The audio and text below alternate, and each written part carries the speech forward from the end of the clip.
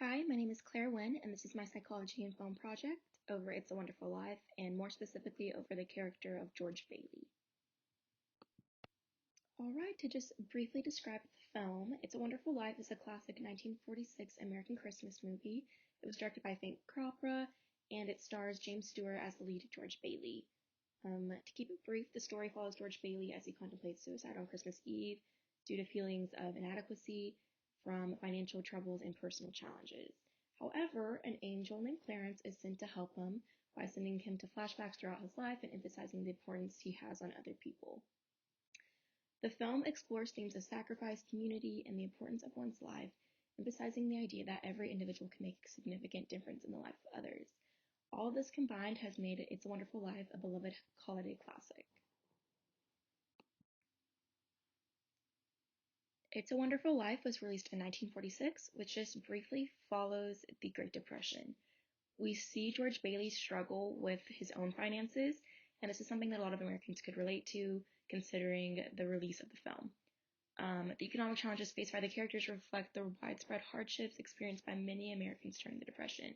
It includes bank failures and home foreclosures, all of which Americans were very familiar with at the time. Depression is also something that is kind of mentioned, obviously, through George Bailey's character, considering that he is contemplating suicide. And in the 1940s, depression wasn't a very cared about issue. Now, in more modern times, we see that mental health is gaining more traction and it's something that's more understood, but back then it wasn't. So It's a Wonderful Life was able to give exposure to something that was a little bit untalked about at the time. Alright, and evidence of depression is obviously seen through George Bailey's suicidal thoughts. We see him go to a bridge, talk to himself, and go through all of these sort of self-deprecating thoughts, talking about how life would just be better for his family if he was never there. This is very common for people struggling with depression, and it's something that is shown in George Bailey. There's also a little social withdrawal, especially seen between him and his wife Mary and children. He isolates himself, not really wanting to burden others with his struggles and emotionally distance himself. Kind of contributes to the deterioration of his mental health. George Bailey also has a really negative self-perception and really bad negative self-talk. He consistently sees himself as a failure and expresses deep dissatisfaction with his life. He feels that his dreams and all the plans he had for his life have been unfulfilled, and it's just something that kind of snowballs in his mind to make him believe that he's a failure and that his life isn't one worth living. So all of these symptoms combined kind of give the audience the impression that George Bailey is struggling with depression. However, one symptom that is not mentioned or really shown through the movie is changes in appetite or weight. This is something that's really common in people with depression. However, it's not really shown in George Bailey. The movie's only 2 hours, so maybe it's something he experienced previously, but it's not something that's explicitly stated in the movie. Okay, then on to George Bailey's treatment plan. I kind of broke this up into little bullet points about different things I would do. First things first, I would send him to a professional. Get a comprehensive mental assessment by someone that's actually qualified. This would really give the best treatment plan for George Bailey. So this is the first thing I would do. It would just go through symptoms, history, and current circumstances. I would also more than likely send George to therapy. Cognitive behavioral therapy or other evidence-based therapeutic approaches can be beneficial.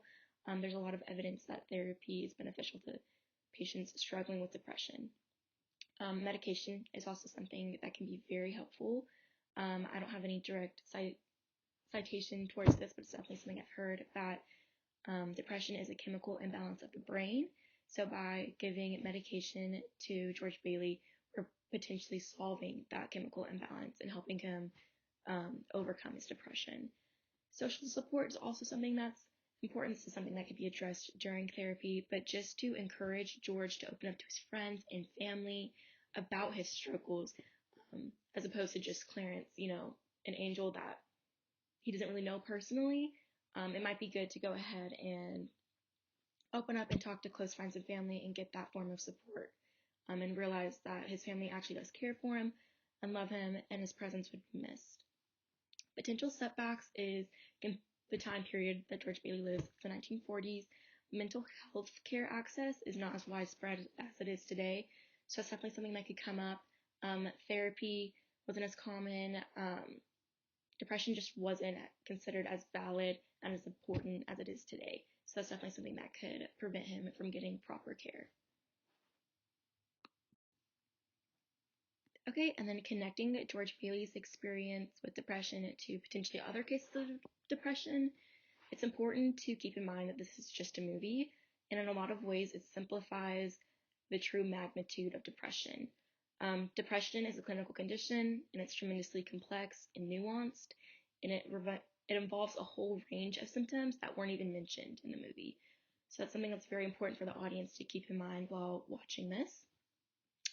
George also experiences his whole transformative movement and moment through the help of an angel named Clarence, which is wonderful. But it's not something that can really be replicated in our reality. Um, Real life recovery often involves a more gradual process, typically with the support of mental health professionals, therapy, and medication. So, this oversimplification of George Bailey's recovery can present an unattainable reality to viewers.